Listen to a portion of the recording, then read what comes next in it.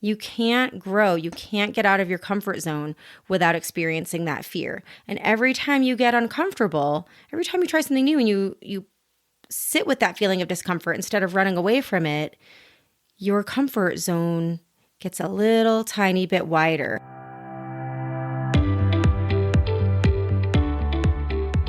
Welcome to Real Fit, a podcast featuring real conversations with real women athletes. I'm your host, Pam Moore. I'm a freelance writer, body positive health coach, certified personal trainer, and a mom of two. And like you, I don't have time for bullshit. I created this show for every busy, badass woman who struggles with the question, am I enough? I'm here to tell you that you are, and my goal is to share stories that will inspire you and let you know you're not alone.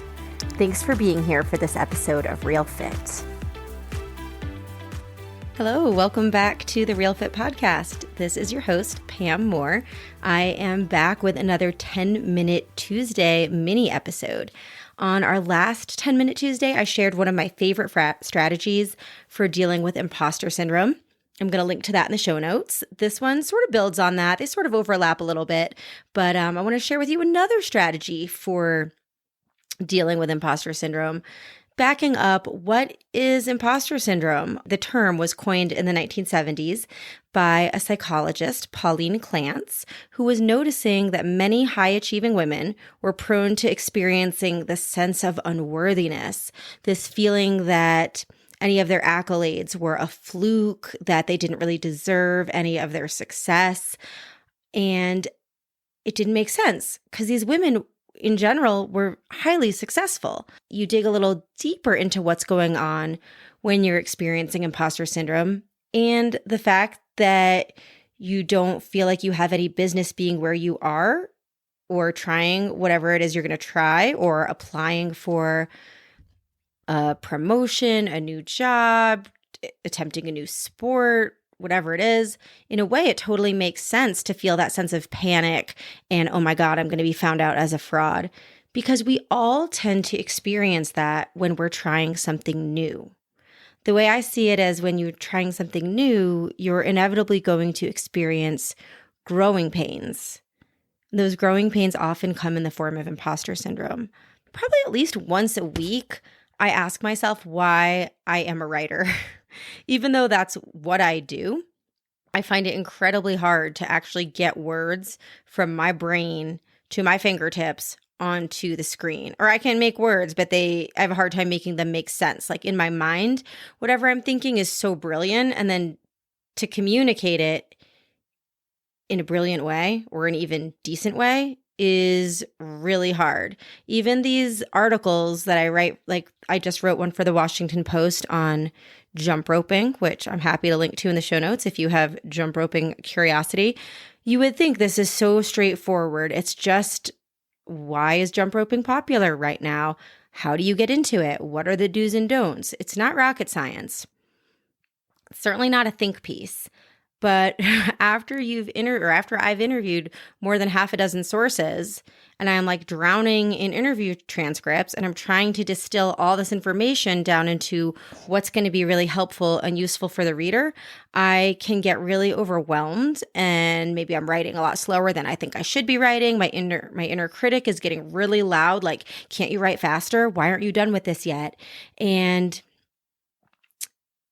it's hard, right? But I also like to think that I'm a better writer, right? Like I have a friend who used to always say, it doesn't get easier. We used to run together. He would say, it doesn't get easier, you just get faster. So maybe I'm always going to have some of that insecurity, but maybe I'll be a better writer. Maybe I'll face that insecurity when I am, taking on more challenging assignments. But anyway, I think the idea of seeing imposter syndrome as some natural growing pains is a really helpful way to reframe it from this is uncomfortable, so I better stop, to, oh, this is uncomfortable? Great, this is a signpost telling me I'm going the right direction. Because the truth is that fear is the price of growth.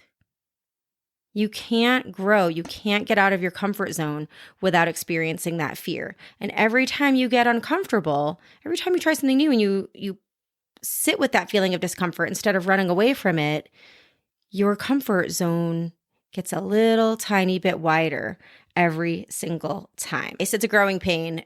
We know this. Now what? Well, I'll tell you now what. When I was in graduate school in Chapel Hill, North Carolina, my good friend from undergrad, Alyssa, came to visit me. Alyssa, if you're listening, what's up? I don't know if you know that I've remembered this story for going on 20 years, but I was driving us around Chapel Hill, and not surprisingly, I was getting very lost.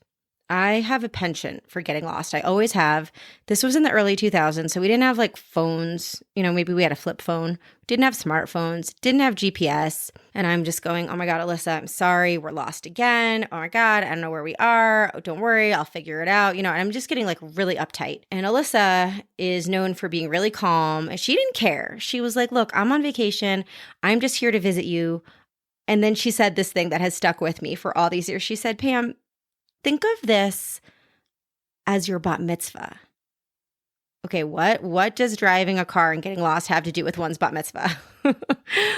At your bat mitzvah, you're standing on the bima, you're reading from the Torah, it's Hebrew, you've got all your friends and family there, half the people, or probably more, let's be honest, 95% of the people there may not even be able to read the words that you're saying, and probably the only person who knows what you're saying is the rabbi. So you can kind of do, I'm not suggesting that a bat mitzvah girl get up there and do whatever she wants, but like you could probably be cursing in Hebrew and nobody would even know. You're up there and you're doing it. And if you make a few mistakes along the way, it doesn't matter.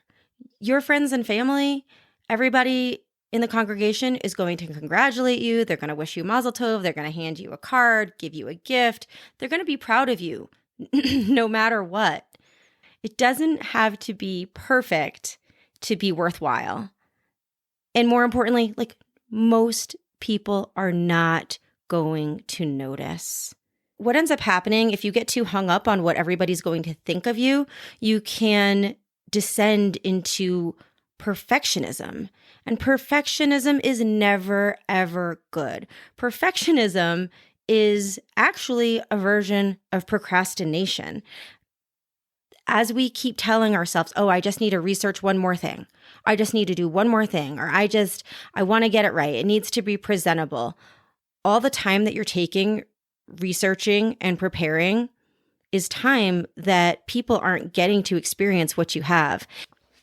I want to read you a quote. This is from The Artist's Way by Julia Cameron. And I really love this quote. That book, no joke, not exaggerating, changed my life. I'm going to link to it in the show notes. Perfectionism is not a quest for the best. It is a pursuit of the worst in ourselves, the part that tells us that nothing we do will ever be good enough, that we should try again. No, we should not. Okay, I love that quote. And I want to tell you real quick just about, to kind of put this in context, how this actually relates to me starting this podcast. I had wanted to start it right around the time that the pandemic began. And right away, I was like, oh, forget it. I just don't have the bandwidth to start a podcast on top of everything else without childcare, without school, blah, blah, blah. And as the months wore on, it became really obvious to me that you really don't know what tomorrow is going to bring. I think if the pandemic has taught us anything, it's that the future isn't necessarily predictable and that it's arrogant to think that you're going to have time to embark on all the things you want to embark on later. All we really know for sure that we have is today. And so when I kind of figured that out, I went, you know what? I've been wanting to do this podcast forever, and nobody out there is expecting it. Certainly nobody is expecting it every week. Certainly nobody is expecting studio quality audio. What if I just put it out there the best way I know how to? And I will admit that I had some real fears about how much it would suck, because I know things suck at the beginning. That's how things are. Like if you look at my early blog posts, which please don't, they're bad. And I had to write the bad stuff to eventually get to the good stuff. And I felt like, my God, my podcast is probably going to be like that. There's probably going to be some bad to get to the good. But if I'm too scared of creating something bad, I'll never get to the good. And as I said before, as far as like the bat mitzvah thing, like nobody, I don't think, is expecting this to be this American life. If you were expecting this American life, like, I'm sorry, this is not that. This is just me in my office sweating because I turned my fan off because I didn't want the background noise, but we don't have air conditioning and our swamp cooler is broken and we're waiting for a plumber to come. That's a whole nother thing. But this is just me making you a podcast and I hope you like it. Okay, let's call it my bat mitzvah.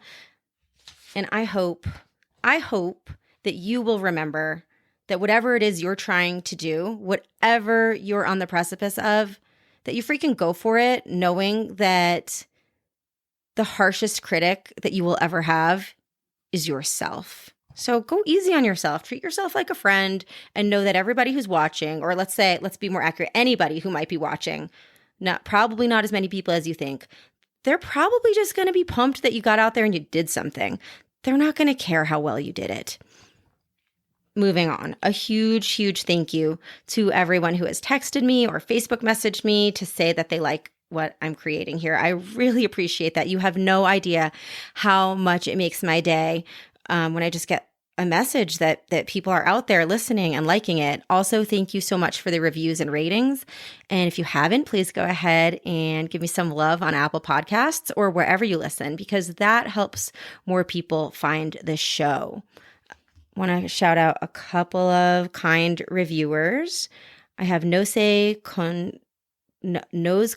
don't even know what this person knows. I'm going to say Nose Kondkar. Nose Kondkar? Refreshingly down to earth. Pam is incredibly articulate, intelligent, funny, and self-effacing. She brings these gifts to the art and science of interviewing really interesting people who share their journeys with a focus on career and their own joyful movement and how to strike the balance. Thank you.